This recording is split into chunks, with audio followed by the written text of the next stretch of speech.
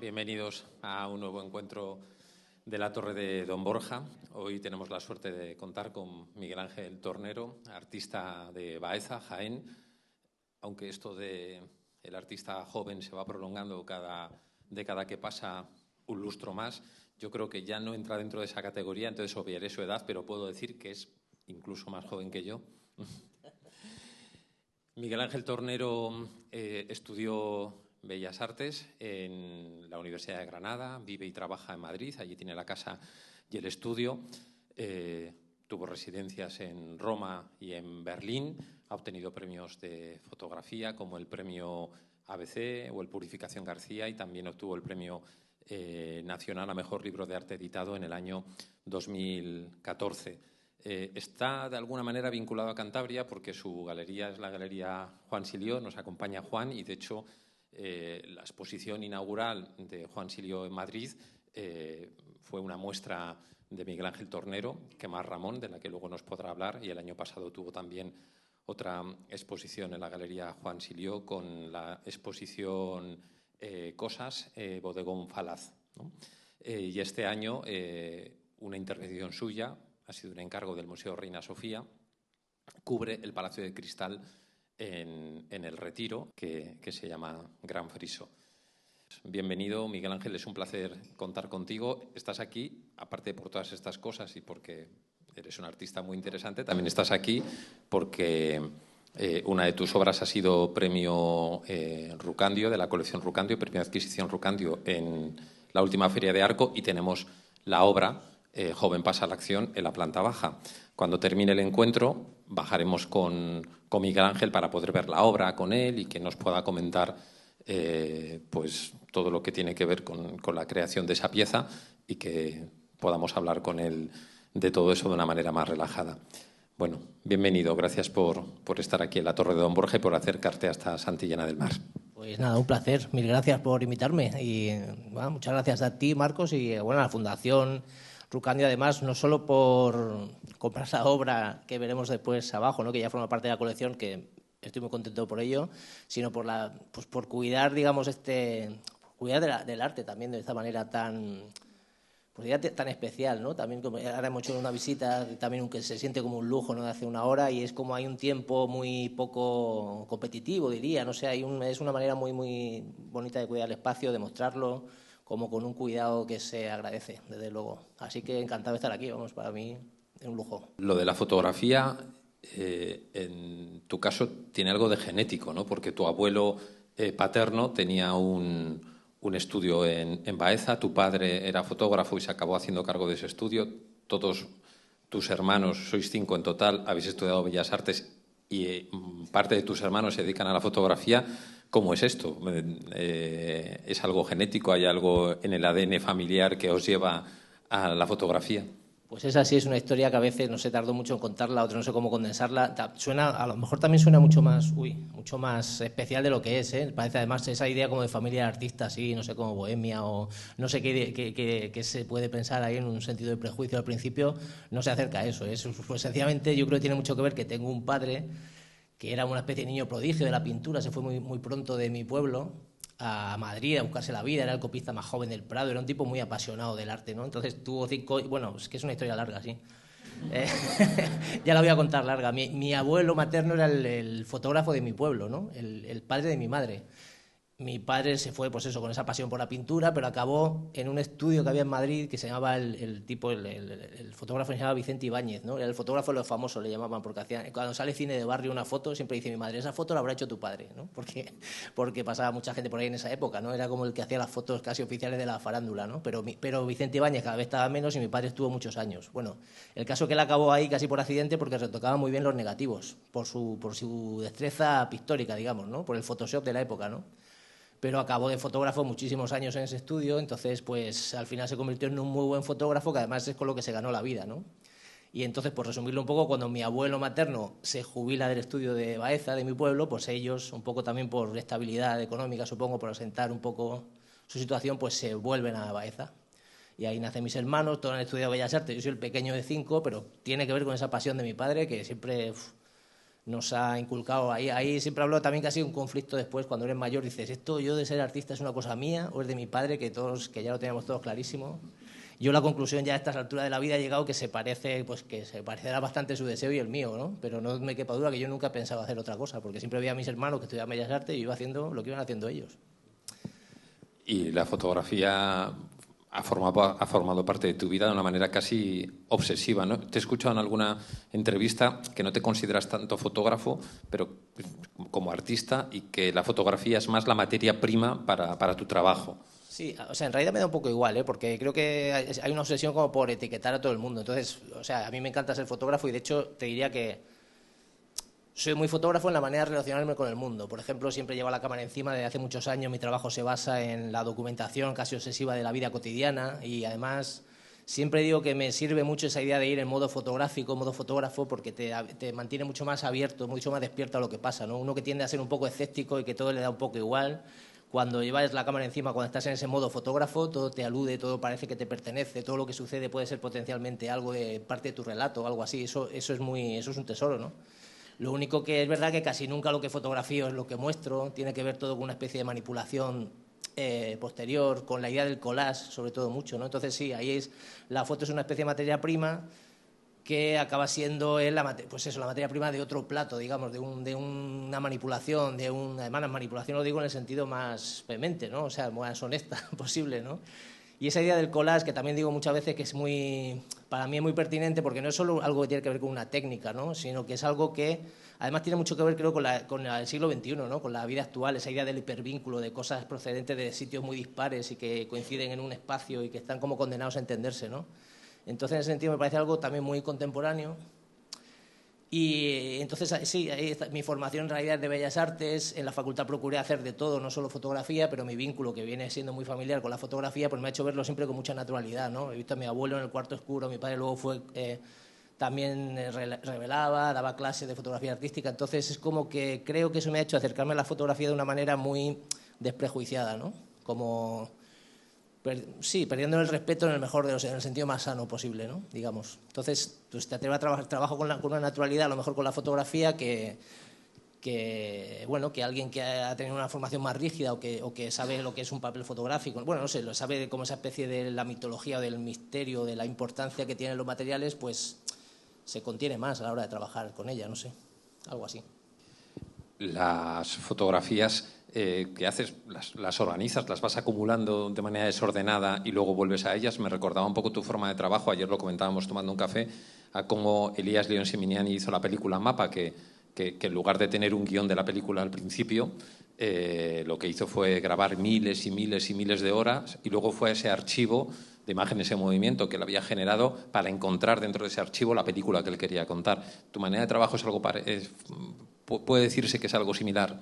Mi tendencia es desorganizada, pero organizo lo mínimo posible para que la cosa sea adaptativa, yo que sé, para que sea funcional. Pero además incluso hablábamos también de eso, sí, me identificaba mucho con el proceso de esta peli, que me dices, ¿no? Hay algo en mi trabajo, claro, como maneja muchos archivos, al principio era mucho más organizado, ¿eh? Ahora creo que tengo más descontrol, pero es una especie de control, bueno, más o menos, pues sí, esa contradicción, un control controlado, algo así, ¿no? Sí que hay algo como muy intuitivo en mi proceso, entonces eso está de alguna manera, no sé si reñido con el orden, pero es verdad que en mi proceso casi nunca hago un proyecto sabiendo cómo va a acabar, o me pongo una meta y pienso y hago los pasos para buscar ese resultado final. En mi proceso el proceso es muy importante, el experimentar es casi tan importante como la obra final, ¿no? Y entonces, pues en ese sentido tiene mucho que ver con... Sí, mi proceso tiene algo muy intuitivo, te diría como pues casi leitmotiv, y a lo mejor sí que, y ya no sé si me estoy saliendo de la pregunta, ¿no? Pero cuando ya llevas unos meses trabajando en algo, ves los proyectos, si veis proyectos, veis que son apariencias muy diferentes, ¿no? O sea, parece incluso artistas diferentes que trabajan, o bueno, cada proyecto tiene una especie de regla del juego o algo así, y los resultados pueden ser diferentes o padecerlo, pero en mi caso es importante esa idea de la intuición, dejarme llevar, empezar a hacer algo que no sé exactamente qué es lo que estoy haciendo, con lo cual creo que hay más probabilidad de que te lleve a sitios nuevos, de alguna manera, o a sitios que no tienes controlados, y eso me parece muy interesante. Y una vez que llevas un tiempo haciendo algo y sientes la necesidad de pararte a reflexionar o a analizarlo, a ponerle nombre a lo que estás haciendo, ya puedes encontrar una regla del juego que seguir y entonces sí, digamos que ser más consciente de a dónde quiere llegar, ¿no? En el mundo de la literatura se distingue entre escritores de mapa, aquellos que saben que van a escribir antes de escribirlo, diseñan los planos de la casa y luego la construyen, y los de brújula, que tienen una intuición y que empiezan a tirar de esa intuición a ver a dónde les llevan, ¿no? Y que son libros pues a veces más complejos, más desorganizados, pero también mucho más frescos e interesantes, ¿no? Y yo diría entonces que tú eres un artista de brújula y no de mapa. Sí, pero si me diera cuenta que soy un artista de brújula, por rebeldía también me convertiría en uno de mapa. O sea, que ayer lo decíamos, Juan se va a reír, porque ayer decíamos, siempre, no me acuerdo que estábamos hablando, que decía, yo es que soy muy siempre pienso una cosa y la contraria, y te ponemos juntados dos buenos, porque yo soy exactamente eso. Y jugar con la contradicción es parte de tu trabajo, como artista te permite trabajar con la contradicción, el collage permite que hayan cosas que... Es decir, una cosa, trabajar con collage es decir una cosa y la contraria y en el fondo explicarse, ¿no? Algo así. Se celebra este año el centenario de Ángel González. El otro día estuve en una lectura y preparando la lectura digo unas declaraciones de Ángel González que usaba mucho la ironía y decía que la ironía te permite decir en una sola frase sí y no a la vez, ¿no? Y yo veo mucha ironía también en tu obra, ¿puede ser?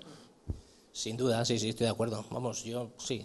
No me cabe. Es que me parece inteligente. Quiero decir, me parece tan complicado y en un mundo, bueno, en cualquier época seguro, pero en este mundo tan lleno de estímulos o algo así, y que todo es tan cambiante, me parece tan complicado situarse en un sitio y no moverse y, no sé, ser como, no sé, corporativo de una idea o algo así, o de un... Sí, a mí de lo me cuesta, ¿no? Me cuesta. ¿Cómo trabajas tú? ¿Cuál es tu dinámica? ¿Vas al estudio todos los días? ¿Tienes un horario, madrugas, trabajas por las noches? ¿Eres caótico por lo que has dicho? Intuyo que desordenado, pero... Sí, no, a veces también tengo un conflicto con eso. No tengo una disciplina, quiero decir, no tengo un rigor, no repito tanto los días. Creo que depende mucho de los proyectos que tenga entre manos y suelo trabajar me guío por fechas de alguna manera. Ayer lo comentábamos un poco eso también. Y hay la época que veo que estoy muy metido en el proyecto es muy intensa. O sea, en ese sentido estoy muy intenso y después puedo descansar un rato. Porque, no sé, a veces lo comentábamos eso, bueno, y divido mucho también, cuando voy al taller es porque hago algo, digamos, físicamente. En mi casa trabajo más lo que sería la idea del archivo, trabajar con el ordenador, la cosa burocrática, digamos, de oficina. Y entonces a veces echas de menos, no sé, una cosa en un sitio y otra en otra. Pero a mí me sirve así y es esa organización particular que tengo. Pero... Sí, o sea, no, pues es así, o sea, suelo trabajar como por fechas concretas y con mucha intensidad llegando a esa especie de compromiso que estableció con alguien, ¿eh? Ayer en la conversación salió varias veces la palabra rastro, ¿no? Que dices que tu obra tiene algo de rastro, ¿no? De lo que vas y te encuentras y empiezas a juntar a ver qué aparece. Y te quería preguntar por esto y también por las imágenes de archivo. Tú trabajas fundamentalmente con imágenes propias, pero ¿te has planteado, por ejemplo, utilizar imágenes de archivo del archivo de tu abuelo, del archivo de tu padre? Lo digo porque en el proyecto Quema Ramón, me hablabas antes de ello, en ese proyecto hay un guiño, ¿no? al paisaje de tu infancia, de tu juventud, y bueno, pues quizás esas imágenes de archivo te han tentado en alguna ocasión para que sean parte de tu trabajo o no.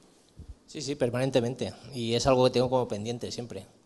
Por un lado, lo del rastro, por empezar por ahí, es como que, bueno, tiene mucho que ver con esto que te cuento del collage. Y yo creo que los mercados de pulgas, los rastros, se parece mucho a lo que era Internet antes de Internet. No sé, quiero decir, a ese mundo hipervinculado, ¿no?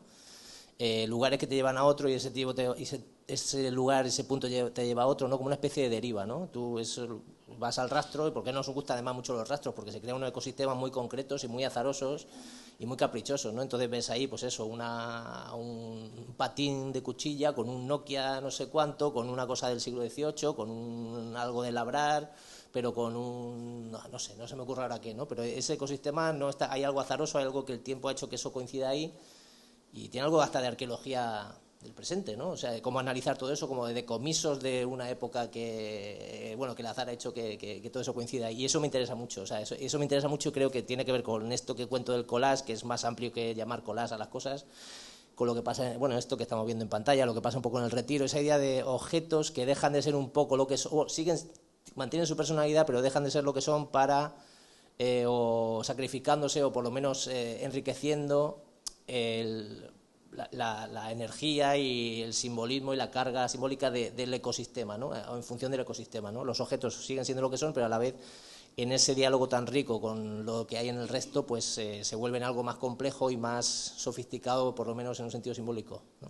¿Y lo de los archivos? Y lo de los archivos, pues es que, claro, mi abuelo, digamos, mi abuelo materno tiene un archivo de años prácticamente desde la guerra, te diría, o después de la guerra hasta el año 60-70, de Baeza, pues tiene todo, es como una acta notarial de lo que sucedía ahí. Es un archivo históricamente que va tomando mucha importancia, también ya no solo por lo que documenta, que es así históricamente, sino por lo que significa la foto. O sea, mi trabajo también a veces, y no sé si me voy a ir por las ramas un poco, pero tiene mucho que ver con una reacción de lo que ha pasado en el mundo de las imágenes en las últimas décadas. Y cuando yo nací y mi experiencia con la fotografía ha sido pues muy intensa, digamos, la fotografía era una cosa y a día de hoy es otra completamente diferente.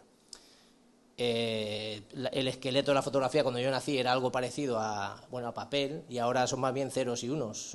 Es algo eso del mundo líquido, las imágenes que no saldrían no tienen por qué salir de las pantallas, ¿no? Entonces, antes solo mi abuelo, por poner un ejemplo, el que yo he conocido, tenía una cámara en el pueblo y seguramente no había más, y ahora todo el mundo es fotógrafo y todos llevamos una cámara en el bolsillo. La distribución de las imágenes es diferente, el tipo era una especie de privilegiado que tenía una herramienta que hacía el milagro, ¿no?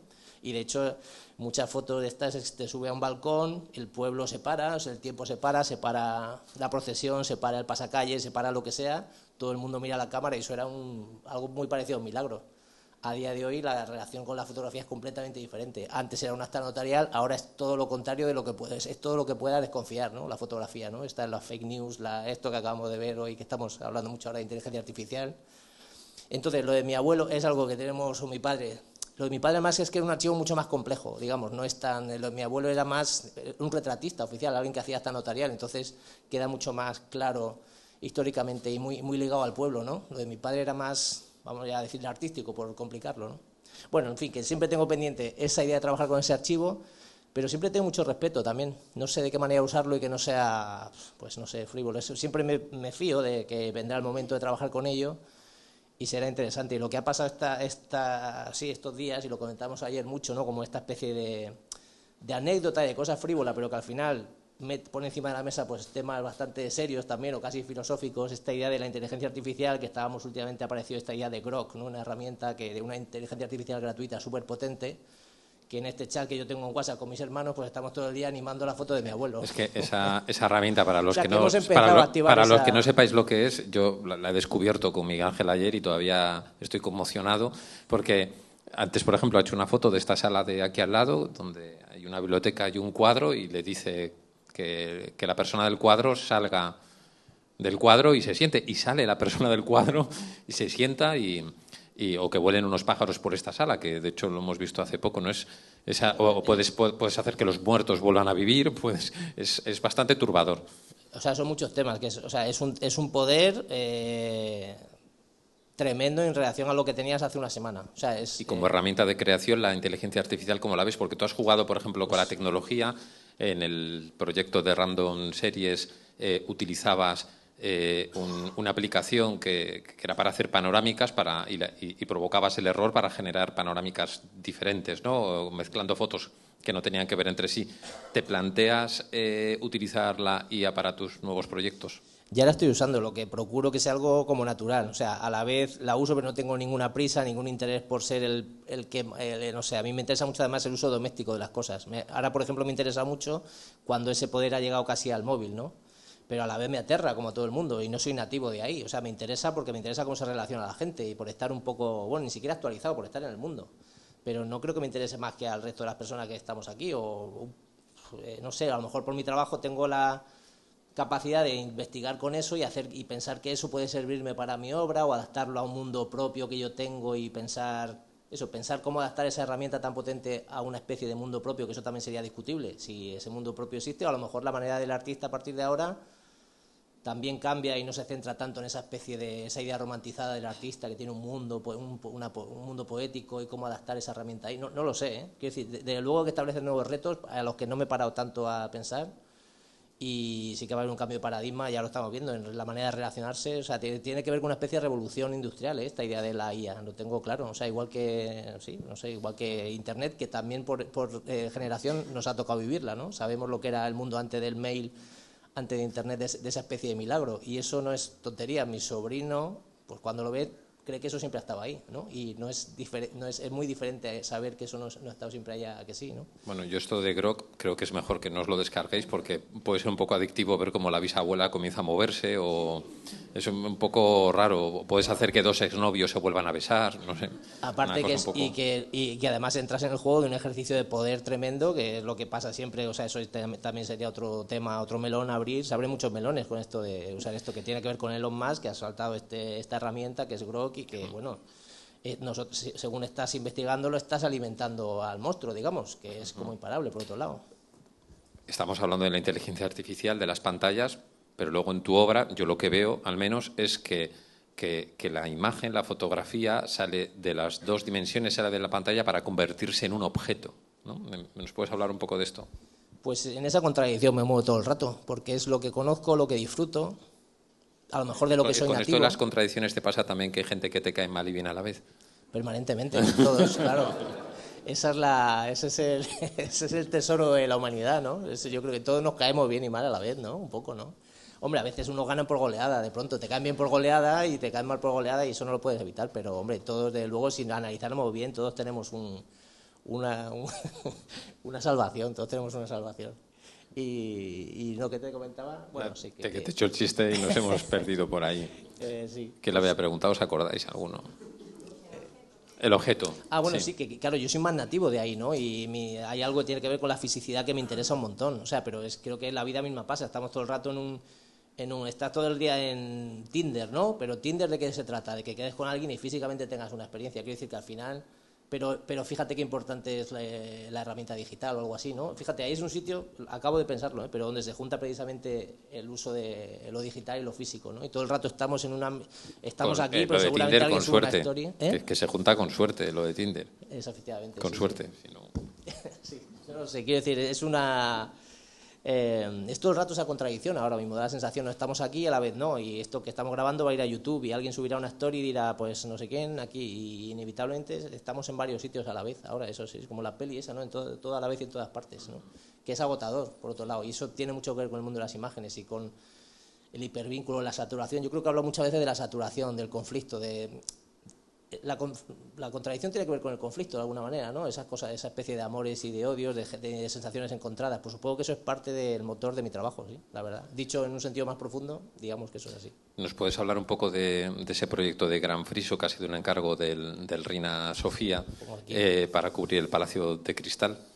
Sí, claro, encantado. Mira, de hecho, lo tengo aquí un poco como... Está muy vinculado a la exposición que hicimos el año pasado en Apertura, que es en Juan Silió, en la galería de Juan Silió en Madrid, que se llamaba Las cosas bodegón falaz, ¿no? Está muy vinculado porque realmente venía trabajando en este trabajo. De hecho, parte de esta serie, o sea, la obra que veréis abajo, esta de Joven pasa la acción, tiene que ver con esta exposición, ¿no? Y entonces, por resumirlo mucho, es un tipo de obra a la que llego, que hay un reto casi incluso también de producción. Mi trabajo tiene mucho que ver con el do it yourself y con algo de la fotografía. Me interesa mucho lo democrática que es, incluso esa especie de lugar común del collage o de la fotografía, el papel, cuando es algo más físico. Bueno, esa idea de la fotografía como el lugar común que todos pensamos, no sé, cuando piensas en la memoria, en el papel impreso, la caja de galletas danesas, esas que guardan recuerdos, que la fotografía de la esquina, ¿no? El papel, el Fuji cristal, ¿no? Toda esa especie de... Hay un lugar común de lo fotográfico que todo el mundo entiende, una especie de memoria colectiva que todo el mundo asocia a lo fotográfico, y a mí ese lugar me interesa mucho. Dicho esto, en este proceso hay un reto, en esta exposición hay un proceso un poco como un reto de producción que tiene que ver con llevar esos collages pequeños, unos collages pequeños hechos recortados con tijera y pegamento y un adhesivo básico, ¿no? Tridimensionales, pasarlos a una escala mayor. Y un reto como de producción que tiene que ver con imprimir, sin perder esa frescura, que para mí esto también es parte del reto, sin perder esa frescura, imprimir sobre dibón, troquelar ese dibón y generar una especie de, llamarle pseudoescultura. No es que persiga la idea de lo escultórico, pero sí que persigo la idea del volumen, trabajando con esas imágenes. Y me parece interesante también una especie de reflexión o de punto de partida poético, que es un poco también, pues eso, poético, en el que piensas que en el mundo de las imágenes a día de hoy, ¿cuál sería el deseo de una imagen? Si una imagen quisiera un cuerpo o un esqueleto, la mayoría de ellas creo que estarían encantadas en su mundo líquido, en sus ceros y unos, y no necesitarían de una fisicidad, que cada vez creo que está como más incluso sobrevalorada o algo así, o eso pienso si me pusiera en el rol de una imagen, pero la que quisiera un cuerpo querría ser objeto, ¿no? Ya no querría imprimirse en ese sentido. Antes parecía que era una especie de premio para las imágenes. Las buenas podían salir al mundo de la impresión, ¿no? Se imprimían, se elegían y se imprimían. Y ahora hay algo que tiene que ver con un cuerpo, con convertirse en objeto, con pesar, casi si me apuras, ¿no?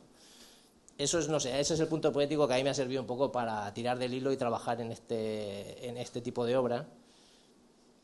Que veis que pues es una foto al final no se puede... Claro, por detrás no están impresas. No. ¿Jugaste con la idea del trampantojo también de alguna manera? Sí, me interesa mucho eso. Y el mundo contemporáneo también creo que es todo el rato una especie de trampantojo, ¿no? Decorado, ¿no? Que parece Sí. que cuando se cae te vas a encontrar el mundo de verdad al otro lado. Es un poco hacer escenario del escenario vital. Hay también algo de trampantojo y de tautológico, casi te diría, ¿no? Y bueno, sí, me interesaba mucho esta cosa de, sí, hacer escenario del escenario vital. O sea, nutrirte de, por un lado, salir otra vez a fotografiar siempre, que ahí se ve otra vez esa especie de materia prima otra vez de la imagen, salir a fotografiar, de interesarte otra vez por el escenario, no sé, ir cogiendo materia prima, guardarla y con eso generar otro escenario nuevo, que te hace a la vez ver, o sea, en realidad estás viendo el mismo escenario, pero fragmentado, y te hace replantearte la manera de la que nos relacionamos, seguramente, ¿no? No sé, a lo mejor no es mucho más complejo que eso. Bueno, el caso que venía trabajando, porque esto te lo estoy poniendo un poco por anticipar lo del Gran Friso, ¿no? Estábamos trabajando en el montaje de esta exposición y llegó Manuel Segal, el director de Reina Sofía, y me propone esto del retiro, ¿no? El Palacio Cristal tiene que abrir una obra de emergencia, está en una obra de emergencia y hay que hacer el reto es llenar la lona que cubre la obra con imágenes, ¿no? Y entonces a mí, bueno, me parece una idea preciosa, agradezco mucho la oportunidad de hecho, y me gusta especialmente porque además el Reina Sofía pues es la institución española que seguramente tenga un respaldo muy, pues objetivamente es un respaldo muy importante, pero a la vez es en el Palacio Cristal, que por otro lado es el sitio más popular de Madrid. Quiero decir, entonces ahí hay una especie de choque entre el público especializado y el público general. Casi nadie que va a ver mi trabajo allí va a ver mi exposición o mi obra o mi trabajo, ¿no? Mi intervención, va a ver el Palacio Cristal y de hecho generalmente se llevan el chasco de que ven que está cerrado y se vuelven y dicen que veníamos a ver el Palacio, ¿no? Pero aceptas ese reto y es muy bonito y muy raro también tener una expo tan larga en un sitio tan popular, no sabes la cantidad de gente que habrá visto eso y unos pues no le interesa, otros se habrán fijado quién era y a lo mejor me conocen a partir de entonces.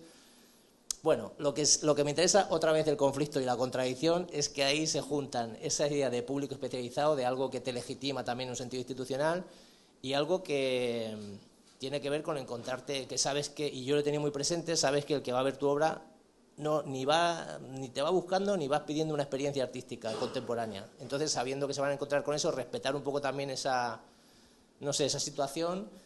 Y si tú haces especiales concesiones sobre la intensidad o hasta lo crístico de tu trabajo, hacer algo que tenga muy en cuenta a ese paseante dominguero, en el mejor sentido de la palabra, de que va al retiro, ¿no? Esa tensión, ese conflicto, otra vez esa contradicción me interesaba mucho y la he aprovechado. Ya ha sido difícil trabajar la escala por el tamaño del edificio, pues imagino lo rodea, ¿no? Por completo. Pues la escala es otra contradicción de la que vamos a hablar ahora también. O sea, lo que te quería decir antes que no he seguido es que un poco comentándolo con Manuel Segade, la idea era, para mí lo que me ha preocupado siempre mucho era el poco tiempo que había, porque había que adecuarse a la obra que ya estaba en vigor. Entonces lo que me interesa mucho es de hacer proyectos, que no sea llenar las imágenes, una lona que tienes y llenarla de imágenes, ¿no? En un sentido casi decorativo, contar, hacer una narración, hacer un proyecto que tuviera peso. Y entonces como venía trabajando, era liarse, digamos, a la investigación que ya venía haciendo en la exposición de Juan Silio, de Madrid. Entonces eso sí que llevaba 2 años así trabajando con unos colas pequeñitos que además estaban hechos en un formato pequeño y no se veían en la exposición, que eso me había dado un poco de pena, pero creía que era más interesante quitar esos colas de la propia exposición y entonces aprovechar esos colas pequeños para hacer bueno, la lona es esta, ¿no? Realmente, no sé si alguno lo habéis visto, todavía está hasta enero, o sea que encantado de que la visitéis. Entonces, es todo el perímetro del edificio, hay algo que tiene que ver con una narración tremenda, casi como una pieza, como un celuloide pequeño, como una panorámica enorme que rodea todo el edificio y según tú vas caminando puedes ir activando esa especie de narración y hay elementos nuevos que aparecen y relaciones nuevas, asociaciones nuevas que te generan al espectador y que bueno, que es interesante por ahí. Pero mira, casi empezando por el final, te diré que entonces lo que hago, y por seguir con lo que iba contando, hago esta especie de maqueta, ¿no? No sé por qué, enseguida pensé en este material que tenía, que eran estos colas pequeños, cómo jugar con esa idea además de lo pequeño y lo grande, que es una cosa muy del collage y algo que era muy interesante en este formato, porque hay algo, una especie de grandilocuencia cuando te hacen un encargo así, que por un lado apetece como parar un poco, ¿no? Hay algo como muy, no sé, pretencioso, joder, llenar un palacio, una lona, no sé, algo muy como de obra así megalómana, ¿no? Y entonces me parecía muy importante, y además en este contexto, en este proceso, pues darle importancia a lo pequeño, con todo lo que significa eso, en un sentido literal, de lo pequeño y lo grande, acudir a lo pequeño, pero también lo pequeño quiere decir lo experimental, el proceso, lo que sucede en el estudio, eso que no es producto también, ¿no? Entonces, todo eso me parecía muy interesante, sacarlo con todo lo que significa a la lona. Entonces, esa contradicción que veréis ahí, pues esto tiene una altura a lo mejor y esta es la fachada que es más alta, pues de 30 centímetros o algo así. Entonces, la idea, lo que me gustaba mucho era también esa contradicción, porque hay algo que todavía no sé por qué la he hecho, quiero decir, en un sentido, a ver cómo me explico eso, es todo el rato un ir y venir de las 2D a las 3D, ¿no? De las 2 dimensiones a las 3 dimensiones, como la vida misma por un lado. Entonces, si lo piensas en un sentido muy lógico, no tiene mucho sentido hacer una maqueta para después hacer una foto y imprimirla en 2 dimensiones, ¿no? Pero confío en que hay algo de todo ese proceso de ese ir y venir de las 2D a las 3D que le da una textura muy peculiar al trabajo y que a lo mejor tú, que vas al retiro, no tienes por qué saber que eso ha estado, no tienes por qué saber que eso es una maqueta ni que se ha hecho así. Pero hay algo en ese proceso, en esa especie de ida y venida, que lo contamina de una manera muy buena. Hay una textura última que además no sé explicar bien, pero que creo que sé que es muy interesante. Fíjate, con lo que yo dudo, sé que eso es interesante, pero no sé por qué. Entonces, bueno, me interesa mucho, por un lado, esa estructura precaria. También me parece muy interesante que una estructura precaria, que en realidad tiene mucho que ver con, también habla casi de la vida de los artistas, del mayor porcentaje de artistas y cómo vivimos todos en una estructura precaria, realmente, ¿no? Entonces, me hace mucha gracia que esa maqueta de cartón y de madera sostenga, aquí lo veis casi literalmente, parezca que sostenga la cúpula de todo un edificio, ¿no? Este puntal, que es una especie de trampantojo también, bueno, un trampantojo total, estos puntales de cartón así corrugado, ¿no? De cartón de triple capa, ahí puestos parece que sostienen toda una estructura, un edificio institucional, ¿no? Y eso me hace mucha gracia y además me interesa mucho porque esa tensión, aparte de lo que es el sostén, pero también la idea de que la lona, que era una limitación, la limitación bidimensional de la lona, de pronto hace que la lona se haga con todo el edificio, ¿no? Consigues que haya un gesto casi arquitectónico que hace que todo el edificio entre en juego, ¿no? Aliarse con eso, ¿no? Y por otro lado, bueno, no sé si habrán como detalles más de... Bueno, hay elementos que después, claro, he ido jugando con ello. Está ahí esa especie de clon del propio chorro, ¿no? Hay un cisne ahí con elementos del propio retiro, un cisne que está aquí, que suele estar en el lago, que lo vas viendo. En fin, hay cosas que son un poco como unas más anecdóticas, otras que pueden tener más trascendencia. La verdad es que es muy rico y muy denso en cuanto a elementos y... Eso que decíamos, es como esa idea de un gran rastro, ¿no? En el fondo, como la deriva fotográfica que había tomado cuando empecé a hacer la exposición de Silio era, pues, Madrid, porque inevitablemente sales a fotografiar tu contexto, pues en el fondo se convierte en un retrato de Madrid. Y entonces Madrid, al hacer estos collages y hacer que todos se contaminen, pues se podría decir que es como Madrid, como un gran rastro, ¿no? Donde todo eso que decía antes, todos los elementos entre ellos dialogan, se contaminan y se convierten en otra cosa nueva, en un ecosistema nuevo. Entonces es que, no sé, hay como elementos de poder, elementos que en su momento eran poderosos. De hecho, si os dais cuenta, incluso la pieza de abajo, eso también a lo mejor es interesante verlo, los elementos que hay no son elementos especialmente cool, te diría, o no sé, glamurosos, hay de todo, para empezar, y de hecho me interesa esa tensión entre las dos cosas, pero... Creo que hay una predilección por elementos muy de la vida cotidiana y casi de batalla, eso que hace que las ciudades tengan una identidad también, ¿no? Que las ciudades sean vivibles, que lo que ves realmente cuando vas a la calle, cuando hace, no sé, esa especie de performance de la vida cotidiana de él.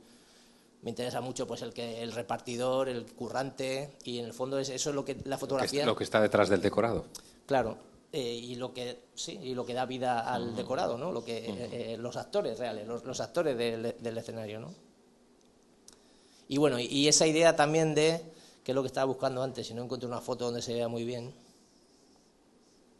es que va un poco lento. Bueno, si acerco aquí, no sé si es el mejor sitio donde se ve, pero si veis que esa idea del recorte de la tijera y el recorte con la tijera sobre el papel, esa rebaba, ¿no?, que deja el papel, y que todos sabemos a qué nos referimos cuando haces ahí, que es un lugar común del collage. De alguna manera me interesaba mucho que se viera muy exagerada, muy definida, muy agresiva en algo que son 6 metros u 8 metros en la fachada, ¿no? Entonces es algo que se convierte en algo muy importante, que le da una característica muy peculiar al propio trabajo.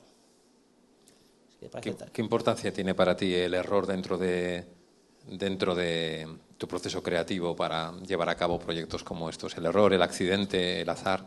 Hay una serie que se llama The Random Series, en concreto, donde el error es muy importante, o sea, y bueno, además eso es algo también casi filosófico, ¿no? El error es algo muy permitido, es algo poético, ¿no? Y especialmente, sí, no sé, si eres un arquitecto, eres un médico, no puedes fallar, pero ahí tenemos una especie de licencia no solo poética, que el arte es un tesoro. Tuvimos aquí hace poco, estuvimos viendo antes la escultura Alberto Deriz y decía lo mismo de una manera parecida. Él decía que lo bueno del arte es que no tiene responsabilidad, en el sentido de que te puedes equivocar y no pasa nada, y que eso te permite arriesgar, ¿no? Y además ponía el mismo ejemplo, que un médico no puede arriesgar, o un arquitecto no puede arriesgar, o puede arriesgar lo justo, pero que un artista puede arriesgar, ¿no? Sí, y bueno, y seguro que todas jugar. las profesiones necesitan un riesgo. Seguro que para que la cosa avance, y el I+D se trata de eso, ¿eh?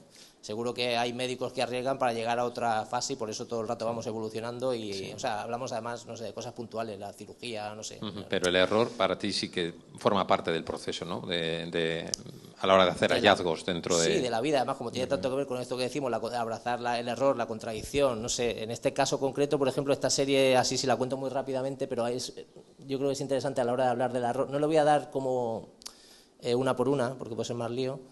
Pero bueno, a ver cómo lo cuento muy rápido. Esta serie se llama The Random Series, así como las series al azar o aleatorias. Son unas imágenes que hice...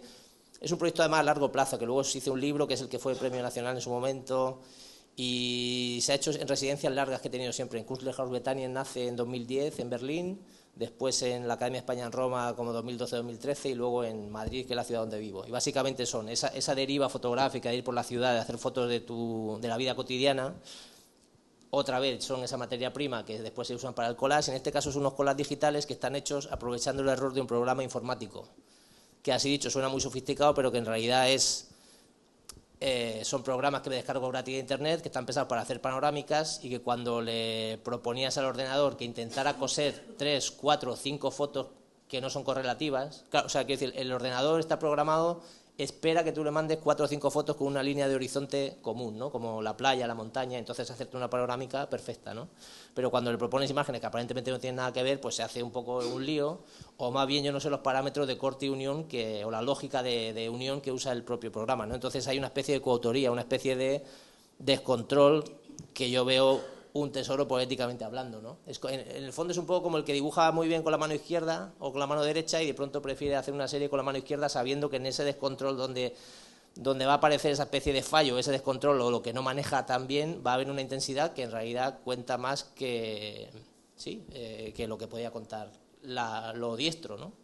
Entonces aquí un poco va de todo eso, ¿no? Son imágenes, siempre hay como 2 imágenes más o menos que se ven que ganan o que luchan entre ellas o que intentan negociar, pero bueno, generalmente hay como 3, 4, incluso 5 imágenes, sobre todo porque para mí es muy importante de verdad no controlar el resultado final. El resultado final es casi yo le propongo 4 o 5 fotos y le digo al ordenador, cose estas imágenes, ¿no? Y las cose. También es interesante que a día de hoy, cuando lo he intentado hacer en nuevos programas de panorámica, me dicen, estas imágenes no se pueden coser, como diciendo, no son correlativas, con lo cual no se pueden coser, no tiene sentido que quieras coserlas. Entonces también te diría que otra conclusión que tiene esto es que hay un momento en que el error trabajando con estas herramientas también es que es muy consuela ver que la máquina falla. ¿Sabes? Es como que hay una especie de... Y bueno, el libro, por ejemplo, que es este, no voy a poner el de este entero, pero es como ver una cosa... a ver, los textos, el libro, bueno, potencia la idea de los collages, y la base son los collages, pero creo que es muy interesante el hecho de cómo está enriquecido, cómo está potenciada esa idea del accidente, del error, de lo imprevisto, porque, bueno, pues aquí veis cómo se van pasando las páginas, pero los textos que había estaban traducidos por Google Translate, de un idioma a otro, de un idioma a otro, de un idioma a otro, de manera que hay una incongruencia gramatical en la redacción de los textos, como hay una incongruencia gramatical en la construcción de las imágenes, ¿no? Y a mí me interesaba mucho esa especie de diálogo entre imágenes y texto mal construida gramaticalmente, pero el hecho de no usar bien la gramática no quiere decir que no cuenten nada, al contrario, a lo mejor llegas donde el lenguaje no llega, y el lenguaje es un tesoro, es la convención más evolucionada seguramente del mundo, lo que nos permite entendernos, pero a la vez hay lugares, y eso yo creo que tiene que ver con lo de ser artista, que hay lugares donde el lenguaje no llega, y por eso también los artistas siempre decimos, es que no necesitamos explicarnos, es que hablar, no queremos hablar, porque tiene todo el sentido, hay algo que uno hace, una pulsión, una tensión que hace que uno quiera hacer lo que no puede explicar de alguna manera, ¿no? Bueno, entonces los textos están traducidos por Google Translate, y aquí veis, si veis cuando se ha dibujado la pantalla, que cada libro casi prácticamente empieza por una página, ¿no? Eso que potencia el error y el accidente, porque la maquetación que se hizo después fue aleatoria y porque incluso antes de encuadernarse los pliegos se barajaron, de manera que cada libro es prácticamente único, o por lo menos yo no sé, seguro que hay algún ejemplar igual, pero yo no puedo controlar la serie que crece o que no es igual, ¿no? Entonces, bueno, esto más o menos por ilustrar esa idea de el abrazo del error que me comentabas, ¿no? A mí me hace ilusión preguntarte por un proyecto que es por el proyecto por el que yo te conocí, que es el de los Dalton, porque como soy daltónico, pues me hizo una ilusión enorme y estuve siguiéndolo en su momento. Además, es un proyecto colectivo donde trabajas con otros dos artistas. Sí. Háblanos un poco de ese proyecto. Largo de explicar también, porque es un proyecto que hago con Dilalica de Barcelona, que son como los comisarios y los que proponen un poco el proyecto. Entonces ellos, me acuerdo que surgió en pandemia y hablaba con Luis Char, que me decía, era un primer proyecto, tenía que ver con generar un pigmento nuevo. O sea, fíjate dónde nace esto. A ver, es que yo soy malo sintetizando, ¿eh? Os habéis dado cuenta. Todo nace de un proyecto que tenía que ver con, era entre dos artistas, un diálogo, generalmente alguien iba a hacer un vídeo y otro iba a hacer una pieza, que se trataba de generar un pigmento nuevo. Mi padre había muerto hace poco, mi padre era daltónico, y yo tuve la felicidad de pensar en una especie de pigmentos que se hacían con la ceniza de mi padre, y era un verde y un rojo el que él vería realmente, ¿no? Un pigmento nuevo, el pigmento que su rojo y su verde, por así decirlo, ¿no? Mi madre me dijo, ni se te ocurra usar la ceniza de tu padre para eso, con lo cual el proyecto se paró, pero lo del daltonismo se quedó.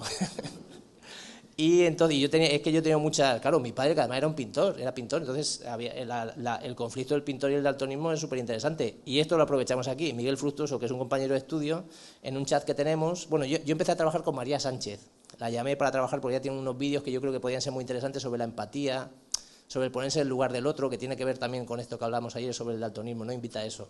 Entonces, en un chat que tenemos, Miguel Fructuoso dice, joder, pues no me han dicho que soy daltónico renovándome el carnet de conducir, y soy pintor y tengo 48 tacos y esto de alguna manera influirá en tu práctica, ¿no?